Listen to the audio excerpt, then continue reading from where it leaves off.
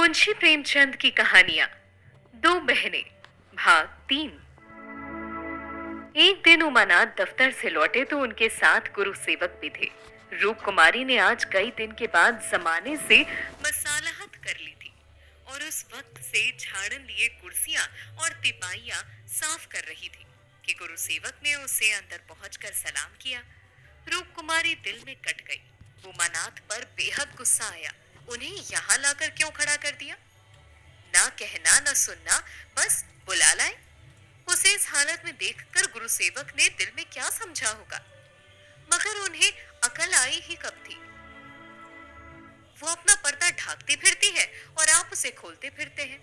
जरा सी शर्म नहीं है, जैसे बेहयाई का जामा पहन लिया हो। ख्वामख्वाह उसे जलील करते हैं। दुआ देकर आफियत पूछी और कुर्सी रख दी। गुरु सेवक ने बैठते हुए कहा, आज भाई साहब ने मेरी दावत की है। मैं इनकी दावत पर तो ना आता, लेकिन इन्होंने कहा कि तुम्हारी भाभी का सख्त तकाजा है, तब वक्त निकालना पड़ा। रूप कुमारी ने बात बनाई, तुमसे उस दिन रवारवी में मुलाकात हुई, देखने को जी लगा हुआ था। गुरु सेवक ने दरो दीवार पर नजर डाली और कहा, इस पिंजरे में तो आप लोगों को बड़ी तकलीफ होती होगी। रूप कुमारी को अब मालूम हुआ कि ये कितना बदमजाक है। दूसरों के जज्बात की उसे बिल्कुल परवाह नहीं। ये इतनी सी बात भी नहीं समझता है कि दुनिया में सभी तकदीर वाले नहीं होते। लाखों में कहीं जाके एक ऐसा भगवान निकलता है। किसी कदर तुर्श होकर बोली, पिंजरे में रहना कटघरे में रहने से अच्छा है। पिंजरे में मासूम चिड़िया रहती हैं, कटघरे तो दरिंदों का मस्कन है। गुरु सेवक किनाया न समझ सका, बोला, मुझे तो इस घर में हब्स हो जाएगी, दम घुट जाए। मैं आपके लिए अपने घर के पास एक घर तय कर दूंगा, खूब लंबा चौड़ा। आपसे कुछ किराया ना लिया जाएगा। मकान हमारी मालकिन का है, मैं भी तो उसी के मकान में रहता हूँ। सैकड़ों मकान है उसके पास, सैकड़ों सब मेरे इख्तियार में है। जिसको जो मकान चाहूँ दे दूं। मेरे इख्तियार में है कि मैं किराया लूं या ना लूं। मैं आपके लिए अच्छा सा मकान ठीक कर दूंगा, जो सबसे अच्छा है। मैं उसमें आपको अदब से रखूंगा। रूप कुमारी समझ गई, हजरत इस वक्त नशे में है।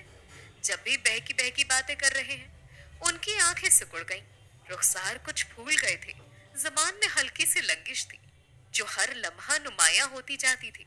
एक जवान खूबसूरत शरीफ चेहरा और बेगैरत बन गया था, जिसे कुछ देखकर नफरत होती थी। उसने एक लम्हा बाद फिर बहकना शुरू किया। मैं आपका बहुत अदब करता हूँ, आप मेरी बड़ी भाभी हैं। आपके लिए तो मेरी जान भी हाजिर है। आपके लिए मकान का इंतजाम करना मेरे लिए कुछ मुश्किल काम नहीं है। मैं मिसेस लोहिया का पुख्तार हूँ। सब कुछ मेरे इख्तियार में है, सब कुछ। मैं जो कुछ कहता हूँ वो आंखें बंद करके मंजूर कर लेती है। मुझे अपना बेटा समझती हैं। मैं उनकी सारी जायदाद का मालिक हूँ। मिस्टर लोहिया ने मुझे 20 रुपए का नौकर रखा था। बड़ा मालदार आदमी है भाई, मगर ये किसी को मालूम ना था कि उसकी दौलत कहाँ से आती है। किसी को मालूम नहीं, मेरे सिवा कोई नहीं जानता। वो खुफिया फरोश है, किसी से कहना नहीं। वो खुफिया फरोश था, कोकीन बेचता था, कोकीन। लाखों की आमदनी थी उसकी। मैं भी अब वही काम करता हूँ। हर शहर में हमारे एजेंट हैं। मिस्टर लोहिया ने मुझे एक फन में एकता कर दिया है। जी हाँ, मजाल नहीं कि मुझे कोई गिरफ्तार कर ले। बड़े बड़े अफसरों से मेरा याराना है। उनके मुंह में नोटों के पुलिंदे ठूस ठूस कर उनकी आवाज बंद कर देता हूँ। कोई चू नहीं कर सकता। हिसाब में लिखता हूँ 1000, देता हूँ 500, बाकी यारों का है। बेदरेग रुपए आते हैं, बेदरेग खर्च करता हूँ। बुढ़िया को तो राम नाम से मतलब है, साधु संतों की सेवा में लगी रहती है और बंदा चैन करता है। जितना चाहूं खर्च करूं, कोई हाथ पकड़ने वाला नहीं, कोई बोलने वाला नहीं। यह आपके कदमों को सदका है, मुझे दुआ दीजिए। जो ईमान और उसूल के उपासक हैं, उन्हें दौलत लात मारती है।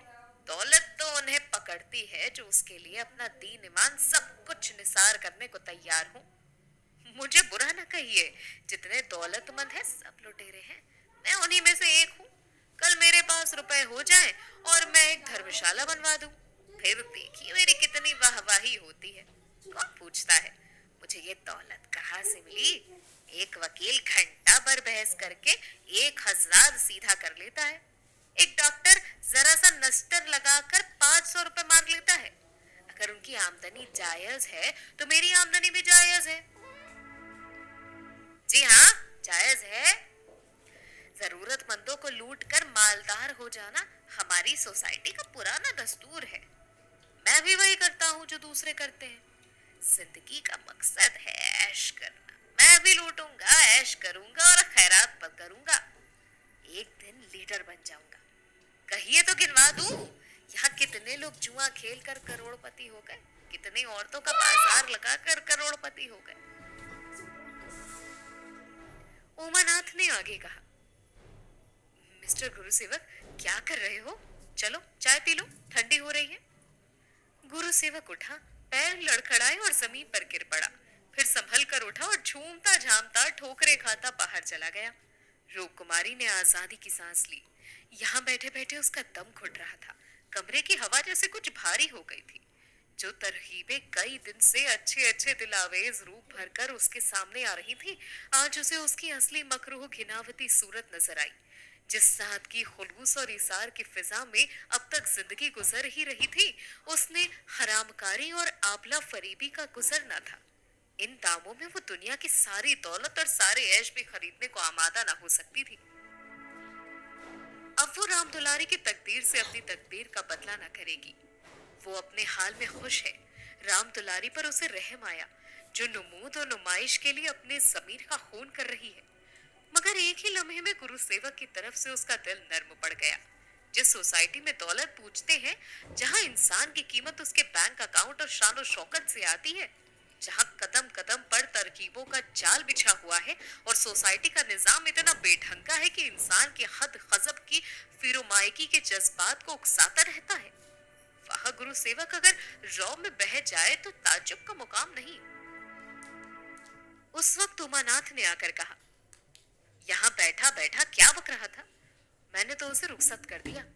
जी डरता था कहीं उसके पीछे पुलिस ना लगी हो, कहीं मैं ना करता गुनाह में ना पकड़ा जाऊं।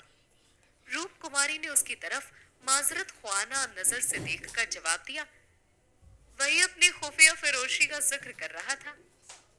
मुझे भी मिसेस लोहिया से मिलने की दावत दे गया है, शायद कोई अच्छी जगह मिल जाए। जी नहीं, आप क्लर्की किए जाइए, इसी में आपकी खैरियत है। मगर क्लर्की में ऐश कहाँ? क्यों ना साल भर की रुखसत लेकर जरा उधर का भी लुफ्त उठा लूं। मुझे अब वो हवस नहीं रही। मैं तुमसे आकर एक किस्सा कहता तो तुम्हें यकीन ना आता। हाँ, यकीन तो ना आता। मैं तो कयास भर भी ना कर सकती थी कि इतने फायदे के लिए कोई आदमी दुनिया को जहर खिला सकता है। मुझे सारा किस्सा मालूम हो गया था। मैंने उसे खूब शराब पिला दी कि नशे में बहकने लगे और सब कुछ खुद कबूल कर ले। ललचाई तो तुम्हारी तबीयत भी थी। हाँ, ललचाई तो है, मगर ऐब करने के लिए जिस हुनर की जरूरत है वो कहाँ से लाऊंगा? ईश्वर ना करे वो हुनर तुम में आए। मुझे तो उस बेचारे पर तरस आता है। मालूम नहीं रास्ते में उस पर क्या गुजर है। नहीं, वो अपनी कार पर थे। रूप कुमारी एक मिनट तक जमीन की तरफ देखती रही, फिर बोली, तुम मुझे दुलारी के घर पहुंचा दो अभी, शायद मैं उसकी मदद कर सकूं। जिस बाग की वो सैर कर रही है, उसके चारों तरफ दरिंदे घात लगाए बैठे हैं, शायद मैं उसे बचा सकूं। आज के लिए कहानी में इतना ही। मिलेंगे आपसे मुंशी प्रेमचंद की किसी और कहानी के साथ। तब तक के लिए मुझे दीजिए इजाजत। आप सुनते रहिए अमर उजाला आवाज।